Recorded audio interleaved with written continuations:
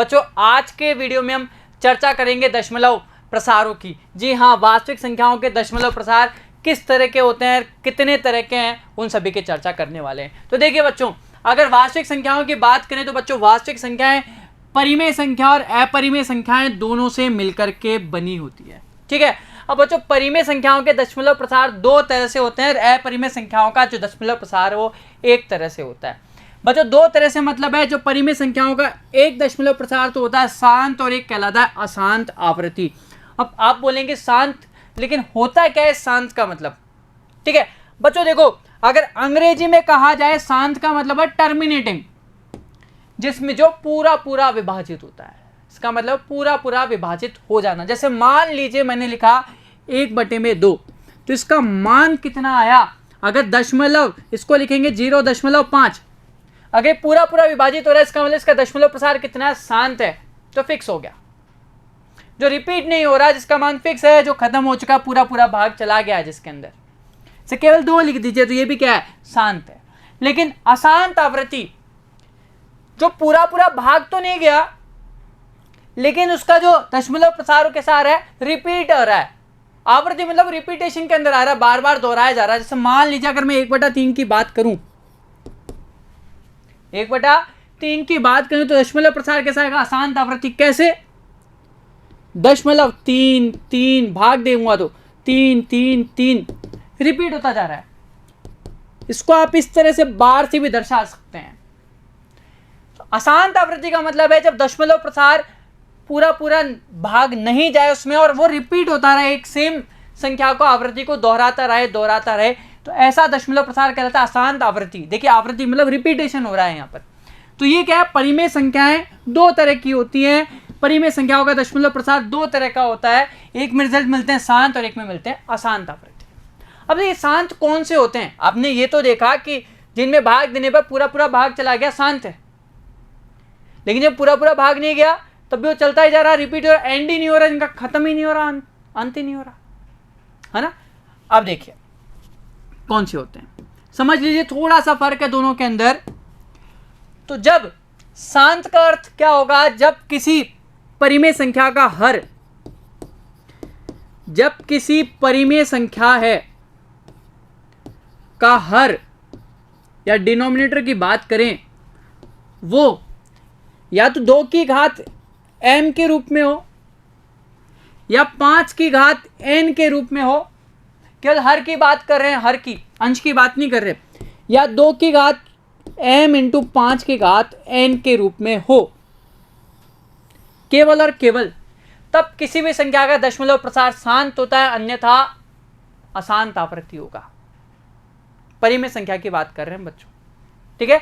देखिए मान लीजिए 1/2, हर कैसा है? केवल 2 की घात में रूप में। पक्का यह है कि जो होगा दशमलव प्रसार शांत आएगा। 1 मैंने 5 लिया, 5 की घात के अंदर है ना हर, 5 की घात 1, दशमलव प्रसार बिल्कुल क्या आएगा? शांत आएगा। मान लीजिए 1/8 ले लिया, क्या लिख सकते हैं? 1/2 की घात 3 होता है ना, केवल 2 की घात के अंदर है तो भी दशमलव प्रसार क्या आएगा? शांत आएगा। 1/125 लिया, 1/5 की घात 3, अगर हर केवल 5 की घात के अंदर है तो भी दशमलव प्रसार शांत आएगा।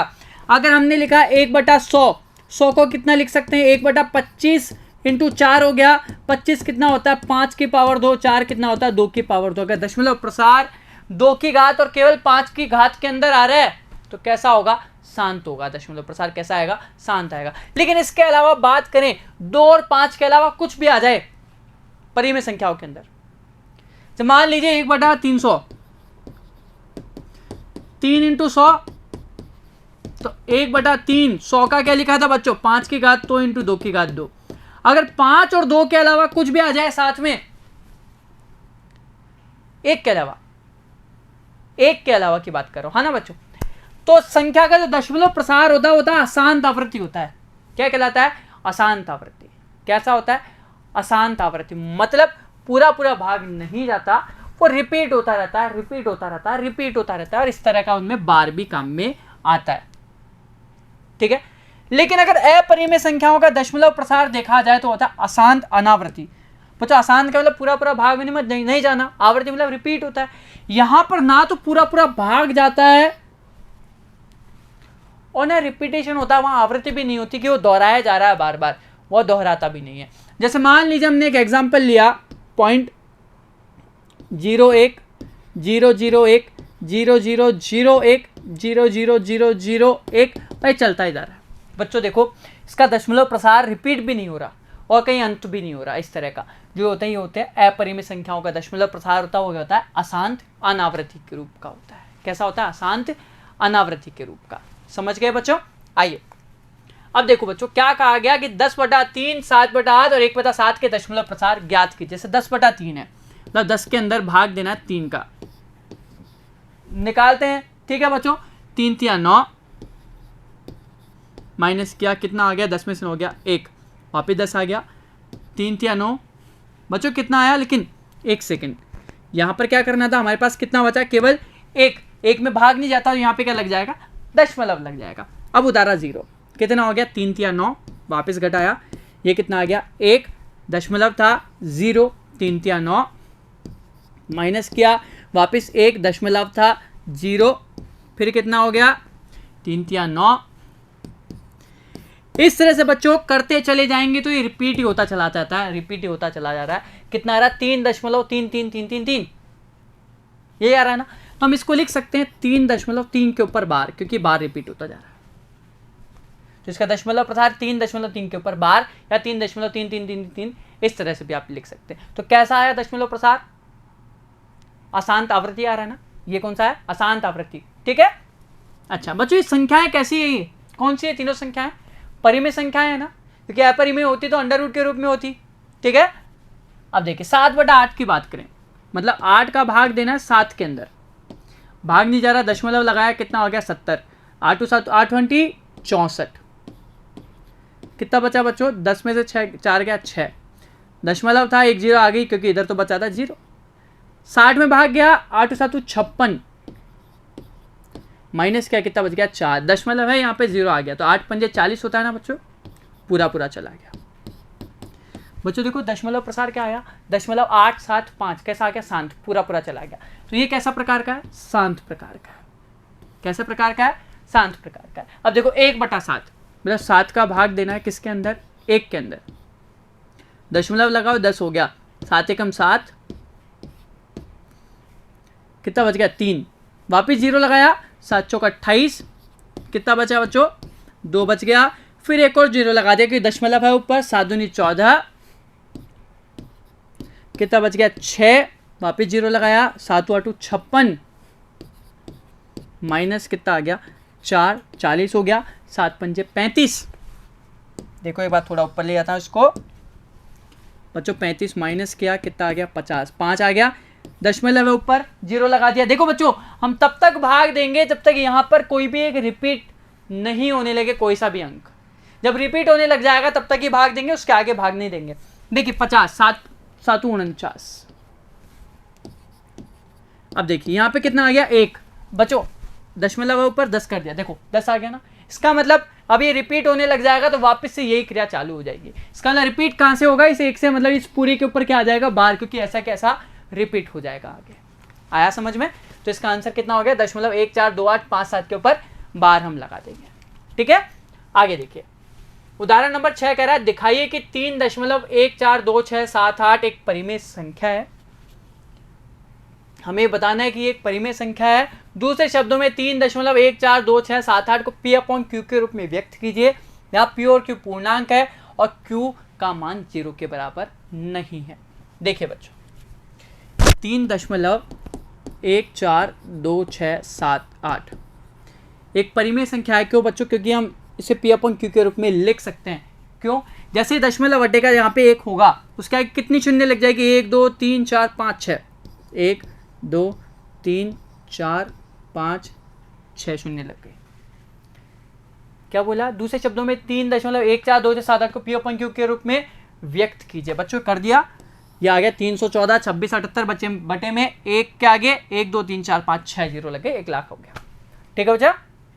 ठीक है, 10 लाख करीब हो गया। ये कितना हो गया? 10 लाख। आइए अगला देखिए। अब बच्चों सवाल नंबर 7 देखिए, अच्छे से समझना कि दिखाइए कि 0.3333 या इसको लिख सकते हैं 0.3 के ऊपर बार को P अपॉन Q के रूप में व्यक्त किया जा सकता है, जहाँ P और Q पूर्णांक है, Q का मान 0 के बराबर नहीं है। किस तरह से किया जा सकता है बच्चों? देखो, जब किसी भी इस तरह का आपको सवाल दिया गया, इसको P अपॉन Q के रूप में व्यक्त करना है, जैसे मान लीजिए, तो क्या करते हैं, इसको सबसे पहले x के बराबर मानते हैं। तो माना x बराबर कितना, ये मान लिया बच्चों, देखिए 0.33333 चलने दीजिए, ये समीकरण नंबर हो गया 1, और ये dot dot dot dot dot dot आगे तक जा रहा है। ठीक है बच्चों, क्या बोल रहा हूं मैं, सबसे पहले इसको x के बराबर मान लेते हैं। ये स्टेप 1 है, इसकी फर्स्ट स्टेप है। सेकेंड स्टेप की अगर हम बात करें, तो अगर सेकेंड स्टेप के अंदर इसे देखा जाए, तो हम क्या करते हैं बच्चों, जितने, जैसे एक अंक के ऊपर बार है, जितने अंक के ऊपर बार आता है, जैसे एक अंक के ऊपर बार है, तो संख्या को, पूरे जो समीकरण है उसको 10 से गुणा करते हैं। अगर 2 अंक के ऊपर बार आएगा तो इसको 100 से गुणा करेंगे। 3 अंकों के ऊपर बार आ जाएगा तो इसको, समीकरण को 1000 से गुणा करेंगे। तो ये जो समीकरण है, इसमें कितने अंकों के ऊपर बार दे रखा है, अगर इसको देखा जाए सही से, एक अंक के ऊपर बार दे रखा है, इसका मतलब एक अंक बार बार रिपीट हो रहा है, तो इसको किससे गुणा करेंगे, 10 से। तो समीकरण 1 को गुणा करेंगे हम किससे, इसमें क्या करते हैं, समीकरण 1 को गुणा करेंगे, यहां पर किससे कर रहे हैं, 10 से गुणा कर रहे हैं। तो ये कितना हो गया, 10x। ये इसको 10 से गुणा कर देंगे तो पॉइंट आगे शिफ्ट हो जाएगा ना, एक अंक आगे, तो कितना हो जाएगा, 3.333, और ये आगे बढ़ता चला जाएगा क्योंकि रिपीट तो हो रहा है। समीकरण नंबर 2। और जो तीसरी स्टेप है, स्टेप नंबर 3, वो केवल इतना सा कहती है कि समीकरण 2 में से समीकरण 1 को घटा दो, कि समीकरण 2 में से समीकरण 1 को घटा दो। बस ये 3 ही स्टेप के अंदर ये खत्म हो जाएगा आपका। तो 10x बराबर 3.3333 चलने दीजिए आगे। इसमें से इसको घटाएंगे, माइनस का साइन, बराबर दशमलव के नीचे दशमलव रखा, 3 ये चलता गया।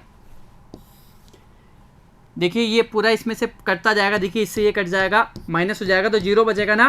मैं काट के बता रहा हूँ, लेकिन यहाँ पे माइनस करेंगे तो 0 बचेगा। देखो 10x में से x गया, कितना बच गया, 9x बराबर कितना बच गया, केवल 3। अब बच्चों देखो 9x बराबर 3 आ गया, तो यहाँ से x बराबर कितना हो गया, 3/9 लिख सकते हैं ना। तो 3 एकम 3, 3 तिया 9, इससे कट गया। तो ये मान कितना आ गया, x का 1/3। तो ये किसका दशमलव प्रसार है, 1/3 का दशमलव प्रसार है। आ गया बच्चों, P अपॉन Q के रूप में हमने बदल दिया। दूसरा देखिए इसका क्या कह रहा है, उदाहरण नंबर 8 दिखाइए कि 1.171717 बराबर 1.27 के ऊपर बार। सॉरी बच्चों, इस सवाल को थोड़ा सा चेंज कर लो, यहाँ पर ये 1.7 की जगह 2.7 कर लीजिएगा, थोड़ा सा मिस प्रिंट हो गया है ना।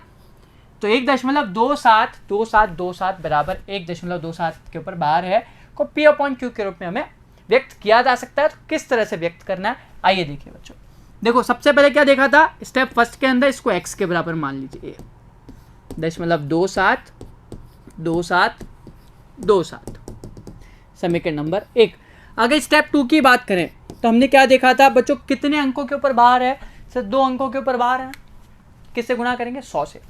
तो समीकरण 1 को गुणा करना हमें 100 से, तो 100x बराबर, ये पॉइंट कहाँ शिफ्ट हो जाएगा, 2 अंक आगे हो जाएगा, तो 127.2727। ठीक है, समीकरण नंबर 2 हो गया। आप इसको आगे 2.7 भी लिख सकते हो, इस तरह से डैश डैश ये आगे चलता भी जा रहा है। अब बच्चों देखो तीसरी स्टेप क्या थी हमारी तीसरी स्टेप थी कि समीकरण 2 में से समीकरण 1 को माइनस कर दीजिए, मतलब 100x में से माइन बराबर 127.27 और 2.7, इसमें से माइनस किया, x बराबर कितना हो गया, 0.27 और 2.7 को से ये 0 हो गया, 0 0 0 0 0, इसका मतलब कह सकते हैं पूरा कट गया। ठीक है, इधर कितना बचा बच्चों, यहाँ पे 1.27 था ना, सॉरी यहाँ पे 1 भी आएगा, माइनस किया तो कितना हो गया, 126। इधर कितना हो गया, 99, x बराबर आ गया 126। अब देखो बच्चों, तो x बराबर कितना हो जाएगा, 126, दशमलव के आगे 0 है तो इसका कोई महत्व नहीं होगा ना, बटे में कितना आ जाएगा, 99 आ गया। बच्चों अगर कट रहा है 3 से तो काट के देख लेते हैं। देखिए 3 चौक 12, 3 दूनी 6, 3 तिया 9, 3 तिया 9, आगे भी कट रहा है शायद, 3 एकम 3, 3 एकम 3, 3 एकम 3, 3 चौक 12, कितना आ गया, 14/11।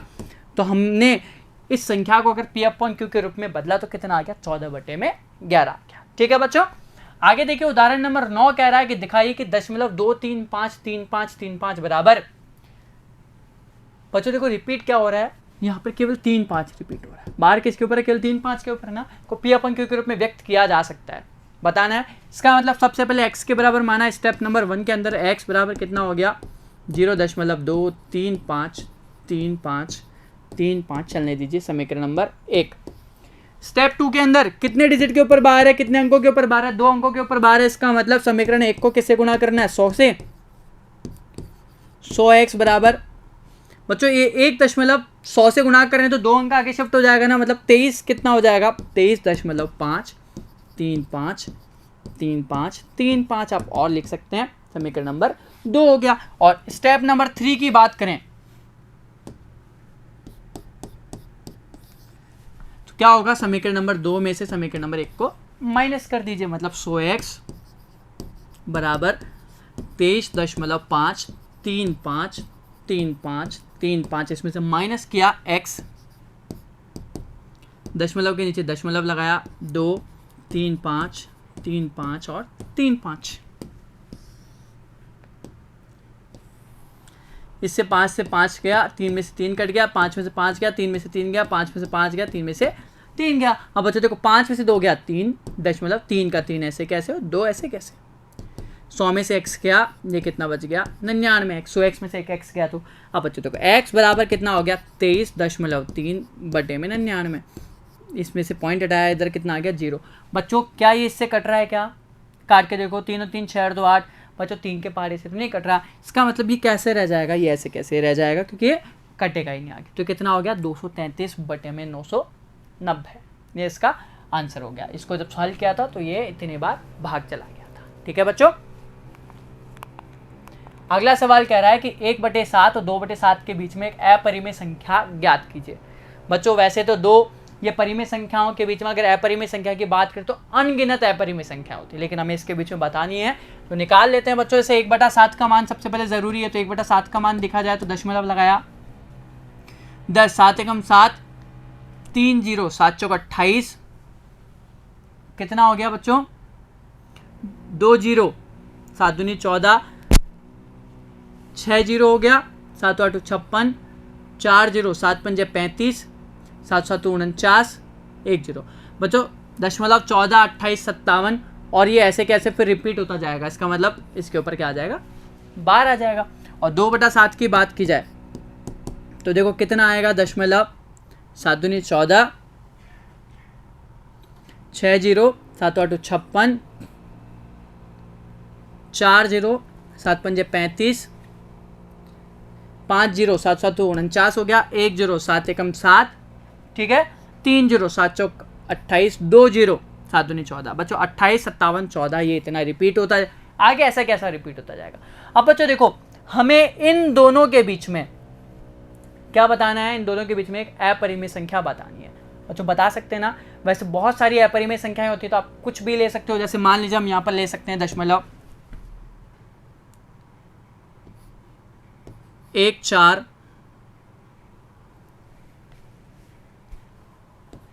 7 1 5 8 1 6 9 1 7 0 और ये चलता जा रहा है इस तरह से कोई क्रम, मतलब ये रिपीट नहीं हो रहा। या आप यहाँ पर इसकी जगह एक और नंबर इस तरह से ले सकते हैं, मान लीजिए 0.150 1500 1530 1540, इस तरह से कोई भी बढ़ती हुई संख्या जिसका मान फिक्स नहीं है, निश्चित नहीं है, चलता जा रहा है। देखिए कहीं पे भी कोई भी रिपीटेशन नहीं हो रहा किसी भी तरह का, तो ये भी इसके बीच की एक संख्या हो गई। और तो बच्चों इसी के साथ हमारा ये वीडियो यहीं समाप्त होता है। हम मिलेंगे आपसे अगले वीडियो के अंदर, जहां हम प्रश्नमाला 1.3 के जो सवाल हैं उसकी चर्चा करेंगे। धन्यवाद।